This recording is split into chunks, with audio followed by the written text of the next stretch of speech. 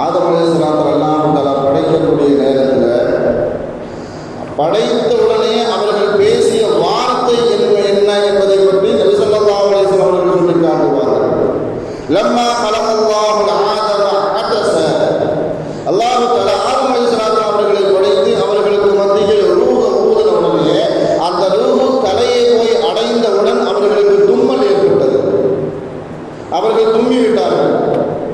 தும்முனா என்ன செய்ய வேண்டும் என்பதையும் அல்லாஹ் தஆலா அவர்களுக்கு உணர்த்தும் முகமாக ஃபஅல்ஹமஹு ரப்பஹு அல்கால் அல்ஹம்துலில்லாஹ், அல்ஹம்துலில்லாஹ் என்று சொல்ல வேண்டும் என்பதை அவர்களுடைய உள்ளத்தில் அல்லாஹ் தஆலா ஒரு யுக்தியை அல்லாஹ் தஆலா ஏற்படுத்தினார்.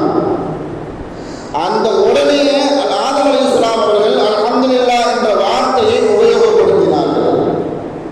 இந்த வார்த்தையை உபயோகப்படுத்தின உடனே அல்லாஹ் தஆலா சொல்லி காட்டினார், யர்ஹமுக்கல்லாஹ்.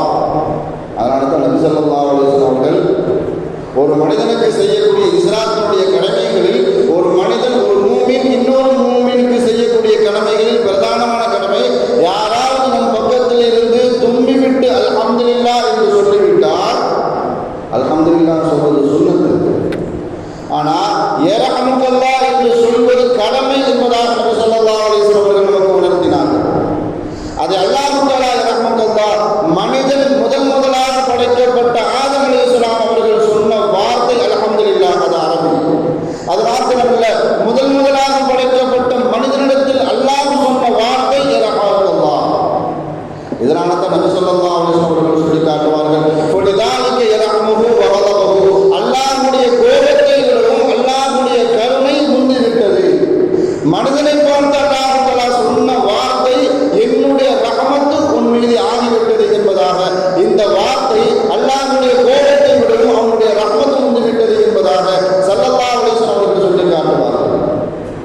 ஆதம் அலைஹிஸ்ஸலாத்தை படைத்த உடனே அவர்கள் எழுந்து நடக்க ஆரம்பித்தார்கள். உடனே அல்லாஹ் தஆலா சொல்லி காட்டினான், இதஹப் யா ஆதம் ஃபஸஅல் உலாயிக நஃபருன் மினல் மலாயிகத்தி ஜுலூஸ், அங்கு இருக்கக்கூடிய மலக்குமார்களிடத்தில் சென்று ஃபஸல்லிம், நீங்க முதல்ல சலாம் சொல்லுங்க சொன்னாங்க. அங்கு இருக்கக்கூடிய மலக்குமார்களிடத்தில் சென்று நீங்கள் சலாம் சொல்லுங்கள். சலாம் சொன்ன பிறகு ஃபஸ்தமி மா வஹய்யுனக, அல்லாஹ் ஆதம் அலைஹிஸ்ஸலாத்துல சொன்ன வார்த்தை என்ன வார்த்தை சொன்னா, நீங்க அங்கு இருக்கக்கூடிய மலக்குமார்களிடத்தில் சென்று சலாம் சொல்லுங்கள். அவர்கள் எந்த வார்த்தையை திருப்பி சொல்கிறார்களோ, எந்த காணிக்கையை எந்த முகமதுவை உங்களுக்கு திருப்பி சொல்கிறார்களோ அதை நீங்கள் செவிதாழ்ந்து கேளுங்கள் என்பதாக. ஒரு மூமின் இன்னொரு மூமினுக்கு செய்யக்கூடிய கடமைகளில் ஒரு மனிதர் ஒரு முஸ்லிமை சந்திக்கும் பொழுது சலாம் சொல்வது சுன்னத்து. ஆனால் பதில் சொல்லலன்னு சொன்னால் அது பாவம். பதில் சொல்வது கடமை என்பதாக அல்லாஹ் தஆலா மலக்குமார்களின் மூலமாக ஆதம் அலைஹிஸ்ஸலாம் அவர்களுக்கு உணர்த்தினான்.